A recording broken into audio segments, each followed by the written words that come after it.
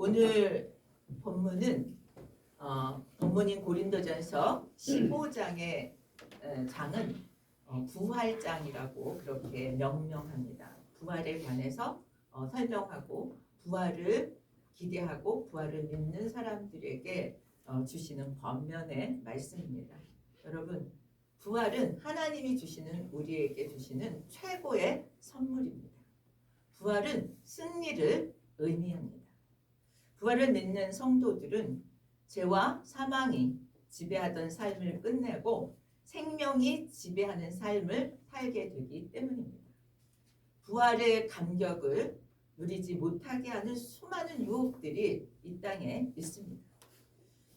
생명이 지배하는 삶을 살게 되었음에도 불구하고 이렇게 우리가 부활의 감격을 누리지 못하는 그 유혹들은 거짓의 유혹과 육신의 정욕이 우리를 부활의 영광을 누리지 못하게 방해하고 있기 때문입니다. 죽은 자의 부활을 믿지 않는 자들은 썩어질 것에 굴복한다라고 말씀하고 있습니다. 썩어질 것에 굴복하는 것이 왜 나쁜가 하면 결코 하나님 나라에 들어갈 수 없게 하기 때문입니다. 부활의 삶은 생명의 능력으로 승리하게 하는 삶입니다. 그러므로 우리는 부활의 감격을 누리기 위해서 마지막까지 영적으로 잘 준비되어야 합니다. 오늘 이 부활장의 결론 부분이 오늘 본문인데요. 이 부활장의 결론은 뭐냐 하면 영적으로 준비하는 방법을 제시해주고 있습니다. 부활의 감격을 누리고 사는 그런 삶에 어떤 준비를 해야 되는가 하는 것이 오늘의 결론입니다. 58절의 말씀에 그렇게 얘기합니다. 견실하며 흔들리지 말고 항상 주의 일에 힘쓰는 자들이 되라.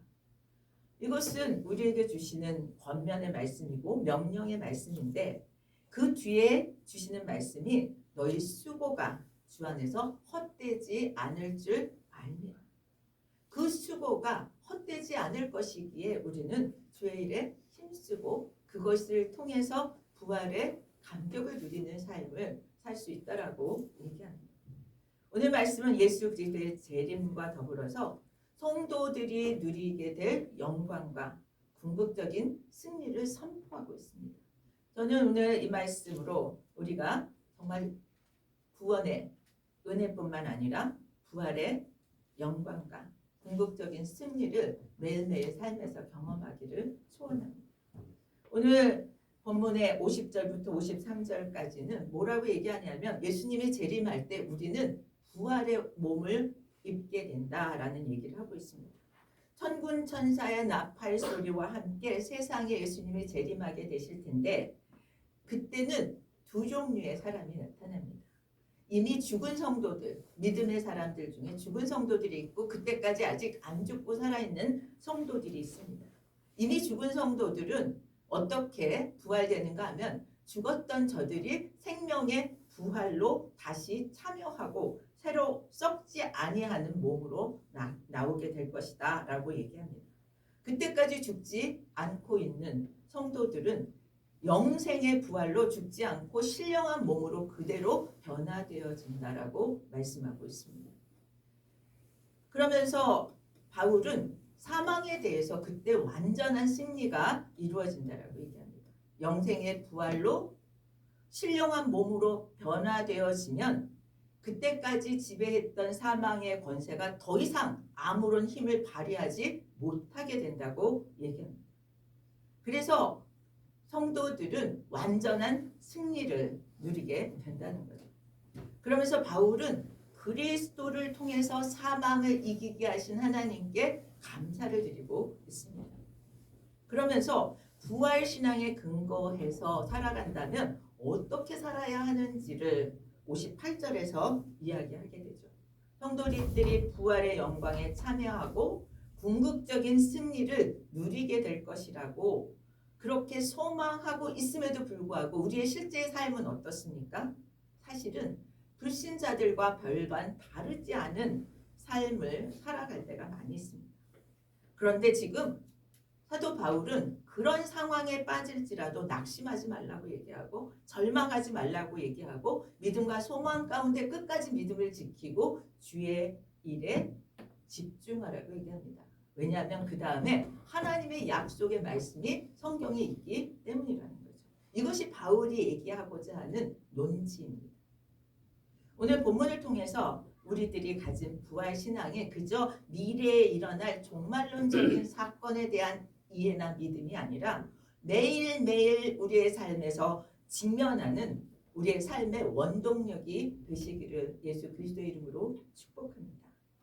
성도의 죽음은 하나님 나라의 유업을 받기 위한 과정입니다. 예수 믿는 사람이 죽음을 두려워하지 않는 이유입니다. 50절에 그렇게 얘기하죠. 혈과 육은 하나님 나라를 이어받을 수 없고 또한 썩는 것은 썩지 아니하는 것을 유업으로 받지 못한다라고 얘기합니다. 인간은 장차 썩어질 현재의 육체를 가지고서는 하나님 나라에 들어갈 수 없다는 말씀입니다. 우리는 예수 그리스도를 믿어서 어떻게 된 사람이에요? 거듭나고 새로워진 사람입니다. 맞습니까? 그런데 우리가 거듭난 것은 우리의 몸이 거듭난 것이 아니라 우리의 영이 거듭난 거예요. 우리의 몸은 예수님을 믿은 이후에도 여전히 죄 아래 있을 때의 몸 그대로를 가지고 살아갑니다. 그래서 현재의 몸을 가지고서는 하나님 나라에 들어갈 수 없다는 거예요. 그래서 우리는 현재 뭐예요? 우리의 시민권이 어디에 있어요? 하나님 나라의 시민권을 가졌지만 현재 우리의 상태를 가지고서는 하나님 나라에 들어갈 수 없다는 거예요. 그러면 하나님 나라에 들어가려면 어떻게 되어야 하는가? 썩어질 현재의 육신을 벗어야 된다는 거예요. 그리고 썩지 않을 새로운 몸을 덧입어야 된다는 거예요. 그러면 어떻게 우리의 육신을 벗을 수 있을까요? 오늘 성경은 죽음으로만 가능하다라고 얘기해요. 우리의 영과 몸은 살아있을 동안에는 연합되어 있습니다. 그런데 아직 뭐예요? 거듭나지 않은 몸과 영이 결합되어 있는 상태에서는 하나님 나라에 갈 수가 없어서 이것이 분리되는 상태가 언제예요? 죽음. 그러면 우리가 죽음으로써 우리의 영과 몸이 분리되어지는데 죽었다고 해서 금방 새 몸을 덧입게 되는 게 아니고 언제? 예수님께서 재림하실 때 우리는 새로운 몸을 입게 된다는 거죠. 우리가 새 몸을 입기 위해서는 뭐가 전제예요? 죽음이 전제예요. 죽음이 선행되어야 합니다. 우리의 죽음은 그래서 뭐예요? 하나님 나라를 유업으로 받기 위한 과정이고 끝이 아닙니다. 그래서 믿는 사람들의 죽음의 의의가 여기 있어요.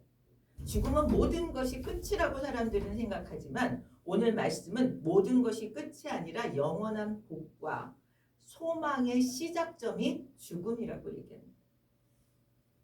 왜 그런가 하면 51절, 52절 때 예수님의 재림 때 일어날 일을 얘기하는 것으로 우리는 이해할 수 있습니다. 마지막 나팔이 분다라고 얘기하죠. 이것은 예수님의 재림을 알리는 신호입니다.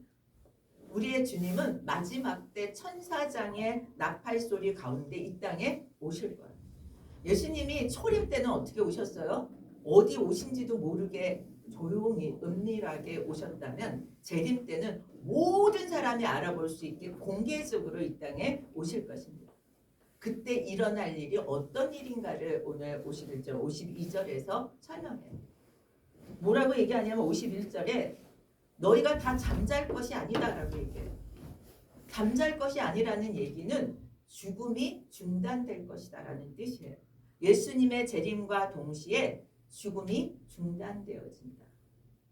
재림하시는 날 죽음의 기세가 완전히 꺾이게 될 거라는 얘기를 하고 있습니다. 그리고 두 번째는 뭐예요? 우리가 다 홀연히 변할 것이다. 죽음이 주장하지 못할 뿐만 아니라 죽음이 우리를 주장할 수 없는 상태로 우리가 변화되어질 것이라고 얘기합니다.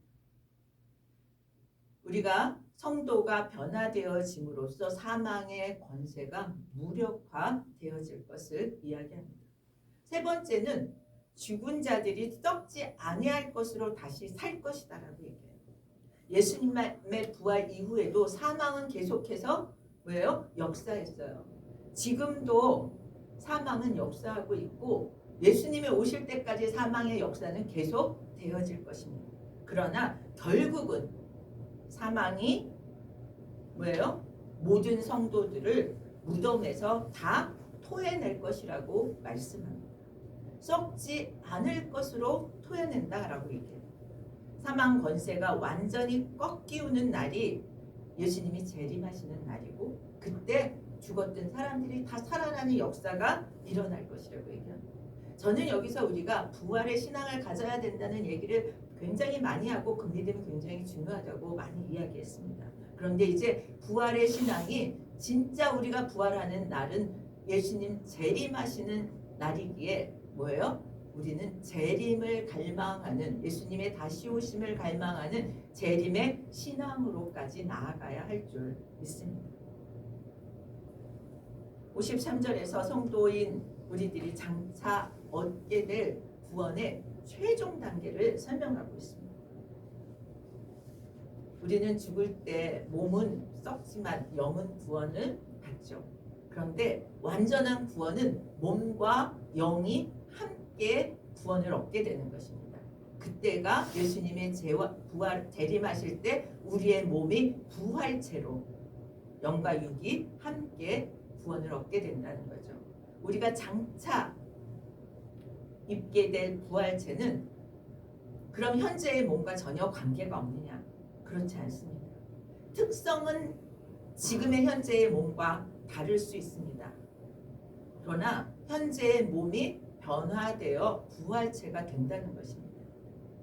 부활체는 우리의 현재의 몸이 썩거나 죽어서 썩거나 죽지 않고 있거나 간에 현재의 몸이 하나님의 영광을 덧입음으로써 새로운 부활체가 된다는 거예요. 그래서 우리의 현재의 몸도 매우 소중하고 잘 관리하고 지키고 사랑해야 하는 것입니다. 현재의 삶을, 현재의 우리의 삶을 귀중히 여기고 살아야 하는 이유입니다. 현재의 우리의 몸에 하나님의 영광을 덧입혀 주실 것이기 때문이죠. 그러면서 사도 바울은 사망에 대한 완전한 승리를 선포합니다. 그러면서 이 사망에 대한 선포를 하면서 그것이 자기의 말이 아니라 누구의 말이라고 해요? 하나님께서 직접 하신 말씀이다라고 하는 것을 지금 이사야서 25장 8절의 말씀을 인용해서 54절에 이야기합니다.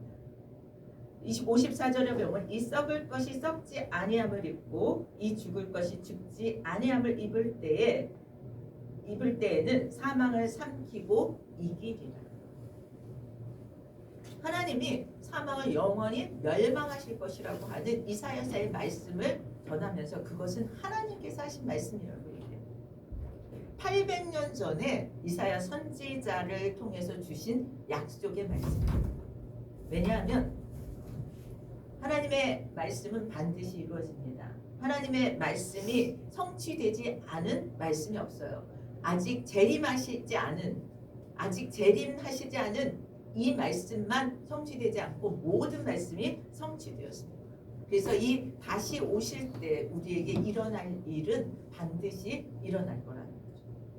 55절에 사망의 권세에 대해서 승리의 계가를 드립니다. 사망아 너희 승리가 어디 있느냐? 사망아 내가 쏘는 것이 어디 있느냐?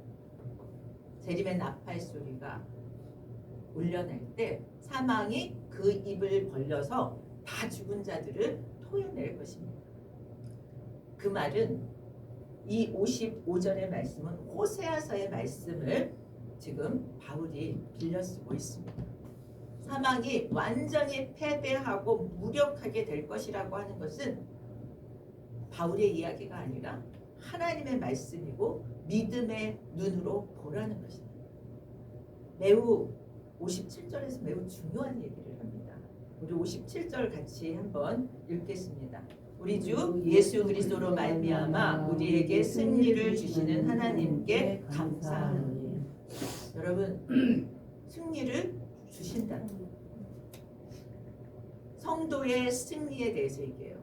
우리는 반드시 이깁니다. 성도인 우리는 반드시 사망 권세를 물리치고 최후 승리를 얻게 되어 있습니다. 승리가 그런데 내가 뭘 해서 승리를 얻는 게 아니라는 거예요. 반드시 우리가 알아야 될 것이 있습니다. 우리가 누리는 승리는 누구로 인해서? 예수 그리스도로 말미암아서 얻게 된다는 거예요. 여러분, 질문 하나 하겠습니다. 반드시 우리가 최후 승리를 하게 되어 있는데 왜 우리는 승리를 확신하지 못할까요? 왜 승리를 장담하지 못할까요? 왜 승리의 확신은커녕 자꾸 넘어지고 주저앉고 흔들릴까요? 우리는 이 문제를 짚고 넘어가기를 바랍니다. 최후 승리를 반드시 얻을 것이라고 약속의 말씀을 주셨고 이 약속의 말씀은 반드시 이루어질 텐데 우리는 왜 이것을 누리지 못할까요? 그 이유는 우리가 무엇을 바라보느냐입니다. 우리 자신을 바라보기 때문에 우리는 그 승리를 맛보지 못하고 승리를 확신하지 못한다는 거죠. 우리가 우리의 긍정과 우리의 가치를 아무리 극대화시켜도 구원의 여망이, 구원의 소망이 우리에게 있지 않다는 거예요.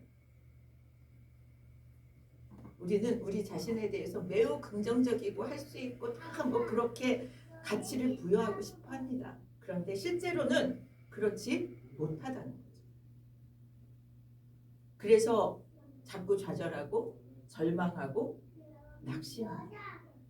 우리가 할 수 있는 승리의 길은 오직 예수 그리스도뿐입니다. 이김을 주시는 하나님을 바라보시기를 바랍니다. 예수 그리스도를 의지하고 예수 그리스도를 믿을 때 우리는 승리할 수 있습니다. 세상 어디에도 우리가 승리할 길은 없습니다. 오늘 하나님이 우리에게 승리를 주신다는 말씀을 붙드시길 축복합니다. 승리해야 될 영역들이 있습니까? 여러분, 승리를 선포하십시오. 우리 주 예수님을 통해서 주시는 승리. 요한복음 16장 33절에서 그렇게 말씀합니다. 세상에서 너희가 환난을 당하나 담대하라. 내가 세상을 이기었노라. 예수님의 이 이기심은 사단만 이긴 것이 아닙니다. 사망 권세를 다 이기셨습니다. 사도 바울은 바로 그 승리가 우리의 것이라고 선포하고 있습니다. 승리를 우리의 것으로 붙드시길 축복합니다. 이 예수 그리스도의 십자가와 부활로서 사망 권세까지 이기심은 우리를 대신해서 승리해 주신 거고요. 우리를 위해서 승리해 주신 줄 믿으시기를 축복합니다. 우리는 때때로 넘어지고 때때로 실패하고 때때로 절망하지만 하나님은 때때로가 아니라 날마다 이기시고 날마다 승리하시고 날마다 승리의 계가를 부르시는 줄 믿습니다. 여러분 믿으십니까? 우리 하나님은 그 이김을, 그 승리를 우리에게 주신 것입니다. 우리의 승리로 인정해 주시고 우리가 그 승리를 적용해 살아가기를 원하십니다. 이 사실을 믿고 더 이상 나로 인해서 승리하려고 나를 바라보지 마시고 이제 예수님을 바라보고 승리의 대가를 함께 부를 수 있게 되기를 축복합니다. 우리 58절의 부활신앙의 근거에서 현재의 삶을 어떻게 살아야 할지에 대해서 답을 주고 있습니다. 고린도 성도들을 향해서 사도 바울이 뭐라고 부르냐 하면 내 사랑하는 형제들아 이렇게 너무나 간절한 그러한 부름입니다. 그렇게 부르면서 부탁하죠. 당부하죠. 믿음에 견고하며 흔들리지 말 것을 요청합니다. 성도들은 흔들리고 요동치지만 하나님은 요동치지 않게 해 놓으셨다는 거예요. 시편 55편 22절에 보면 내 짐을 여호와께 맡기라. 그가 너를 붙드시고 의인의 요동함을 영원히 허락하지 아니하시리로다. 하나님의 의지가 뭐예요? 요동하지 않게 하시겠다는 거예요. 주님이 우리가 요동하지 않는 것을 원하십니다. 왜냐하면 우리가 요동하지 않을 수 있는 것은 하나님의 방법이에요. 그가 너를 붙드시고 하나님이 우리를 붙드시는 걸 믿으시길 바랍니다. 내 상황은 흔들릴 만한 상황인데 하나님이 붙드시기에 흔들리지 않을 수 있음을 믿음으로 선포하십시오. 야고보서 1장 6절에서 8절은 우리가 너무나 잘 압니다. 믿음으로 구하고 조금도 의심하지 말라. 의심하는 자는 마치 바람에 밀려 요동하는 바닷물결 같다라고 얘기합니다. 하나님께서는 붙들어 주시겠다고 약속하시고 요동치 않게 하시겠다고 말씀하시면서 견고하지 못하고 흔들리는 것을 싫어하세요. 왜냐하면 그것은 우리의 하나님에 대한 의심이고 하나님에 대한 불신이라고 보시기 때문입니다. 하나님 어떤 분이세요? 당신의 의로운 손으로 붙잡아 주시는 분임을 믿으시길 축복합니다. 아까 기도하는 대로 함께 하시는 하나님이십니다. 우리 곁에 계시고 우리를 붙잡아 주시고 우리와 동행하시고 우리의 문제를 같이 고민하시고 해결책을 찾아가시는 분이시기 때문입니다. 이 근처에 계시는 권사님이 정말 어떤 일에 많이 불안하고 두려울 때 저희 교회를 그냥 문 열고 들어오셨어요. 그래서 제가 하나님의 함께 하심을 구체적으로 적용하도록 권면을 같이 하고 기도해 드렸습니다. 저는 하나님의 임재를 누리기 위해서 가슴에 손을 얹습니다. 권사님은 권사님의 방법으로 하나님이 어려움 중에 같이 계심을 느끼는 방법을 적용을 찾으십시오. 그렇게 권면을 드렸고 그분은 그것을 적용하고 있다고 말씀하시더라고요. 그러면서 얼마 전에 뵀을 때 하는 말이 이제 내가 하나님을 붙드는 것이 아니라 하나님이 나를 붙드시는 것을 느낍니다. 내 오른쪽 옆구리에는 늘 주님이 느껴진다. 그래서 이제 더 이상 불안하거나 두렵지 않고 붙드시는 하나님을 경험한다는 이야기를 하였습니다. 시편 37편 17절에서 그렇게 얘기합니다. 악인의 팔은 부러지나 의인은 여호와께서 붙드시는도다. 여러분 하나님이 붙드시는 우리들입니다. 믿으십니까? 시편 37편 24절에도 그렇게 얘기합니다. 그는 넘어지나 아주 엎드러지지 아니함은 여호와께서 그의 손으로 붙드시니로다. 붙드시는 주님의 손을 여러분 맞잡으시기를 축복합니다. 붙드시는데 그분이 붙드시는데 그분의 손길은 강력할 뿐만 아니라 세심하십니다. 그렇기 때문에 우리는 요동하지 않을 수 있고 흔들리지 않을 수 있음을 믿습니다. 마지막에 부활장을 마무리하면서 고린도 교인들에게 항상 주의 일에 힘쓰는 사람이 되라고 권면합니다. 고린도 교회는 문제가 많았던 교회라고 얘기하죠. 그런데 문제만 많았던 것이 아니라 그 교회는 주의 일에 힘쓰는 교회였습니다. 그런데 뭐라고 얘기하냐면 더욱 주의 일에 힘쓰라고 얘기합니다. 왜 주의 일에 힘쓰라고 얘기할 거예요? 주의 일에 힘쓰는 것이 교회를 위해서만일까요? 오늘 말씀은 주의 일에 힘쓸 때 믿음이 더 견고해지고 하나님을 경험하기 때문이라고 얘기합니다. 유혹은 작은 믿음의 틈을 통해서 들어옵니다. 그래서 틈을 주지 않아야 돼요. 틈을 주지 않는 방법이 주의 일에 힘쓰는 것입니다. 고린도 교인들의 부활 신앙이 흔들렸던 이유는 그들의 신앙에 그리스도께 집중하지 못했어요. 자기들의 분파를 만드는데 집중했기 때문에 그들의 부활의 신앙이 흔들리게 되었습니다. 여러분, 우리는 매일매일 영적 전쟁을 치른다고 얘기해요. 근데 사탄은 우리의 틈을 비집고 들어옵니다. 그래서 그 틈에 쐐기를 박아서 아예 뭐예요? 하나님과 우리 사이를 갈라놓게 만들어요. 얼마나 바쁘십니까?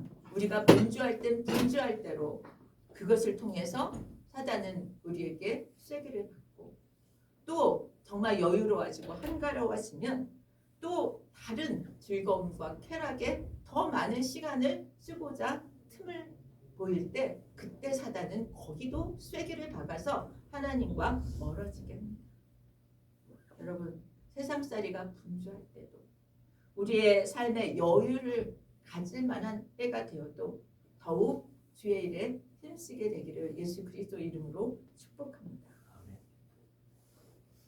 저는 우리가 모두 하나님이 약속하신 부활의 감격을 누리기를 소원합니다. 주님의 일에, 주님의 일이라는 교회 일만을 이야기하지 않습니다.